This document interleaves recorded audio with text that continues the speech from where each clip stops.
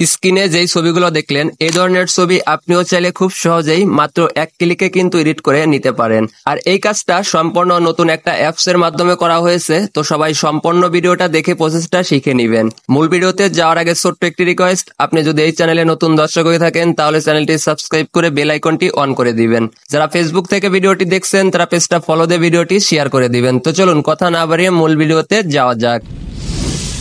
এই কাজটা করার জন্য ছোট্ট একটা অ্যাপস এর প্রয়োজন হবে। অ্যাপসটা ডাউনলোড দেওয়ার জন্য প্রথমে আপনারা প্লে স্টোরটা ওপেন করবেন। যারা অ্যাপেল ইউজার আছেন তারা অ্যাপ স্টোরটা ওপেন করে নেবেন। এরপর সরাসরি সার্চ বারে চলে যাবেন। সার্চ বারে গিয়ে সার্চ দিবেন 3D লুট মোবাইল 2। সার্চ দেওয়ার সাথে সাথে একদম উপরেই কিন্তু অ্যাপসটা চলে আসবে। এই যে অ্যাপসটা দেখতে পাচ্ছেন, এই অ্যাপসটা আপনাদের ফোনে ইনস্টল করে ওপেন করবেন। অ্যাপটা ওপেন করার পরে যদি কোনো ধরনের পারমিশন চায় অবশ্যই অ্যালাউ করে দিবেন। এরপর ছবি অ্যাড করার জন্য নিচে ফটো এই লেখার উপর একটি টাচ করবেন। এরপর কিন্তু গ্যালারির সকল ছবি দেখতে পারবেন। যেই ছবিটা এডিট করতে চান সেই ছবিটা সিলেক্ট করে নেবেন। এইখানে কিন্তু আপনারা বেশ কিছু অপশন পেয়ে যাবেন, যেমন brightness, contrast, saturation, tone, white balance. তো এগুলো আপনারা আপনাদের ছবি অনুযায়ী অ্যাডজাস্ট করে নেবেন। এরপর আসি কালার গ্রেডিং কিভাবে করবেন। এর জন্য এই যে আইকনটা দেখতে পাচ্ছেন, সিম্পলি এই আইকনের উপর একটি টাচ করবেন।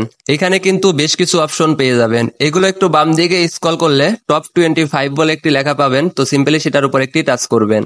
এখানে কিন্তু কালার গ্রেডিং করার জন্য বেশ কিছু ডেমো পেয়ে যাবেন। তো ভিন্ন ভিন্নটার উপর টাচ করে দেখবেন কোন কালারটা আপনার ছবির সাথে বেশি সুন্দর লাগে। এছাড়াও নিচে যে আইকনটা আছে এটার মাধ্যমে কিন্তু আপনারা কালার কম বেশি করতে পারবেন। তো আপনাদের ছবি অনুযায়ী এটা আপনারা অ্যাডজাস্ট করে নেবেন। ছবিটা সেভ করে গ্যালারিতে নেওয়ার জন্য নিচের সেভ আইকনে একটি টাচ করবেন। এরপর এখান থেকে সেভ টু গ্যালারি এটার উপর একটি টাচ করলে সহজেই কিন্তু ছবিটা গ্যালারিতে সেভ হয়ে যাবে। এই ছিল মূলত আমার আজকের ভিডিও। ভিডিওটি ভালো লেগে থাকলে অবশ্যই একটি লাইক করে দিবেন। আর নতুন অ্যাপটা আপনাদের কাছে কেমন লেগেছে অবশ্যই কমেন্ট করে জানাবেন। সবাই ভালো থাকবেন, সুস্থ থাকবেন। আল্লাহ হাফেজ।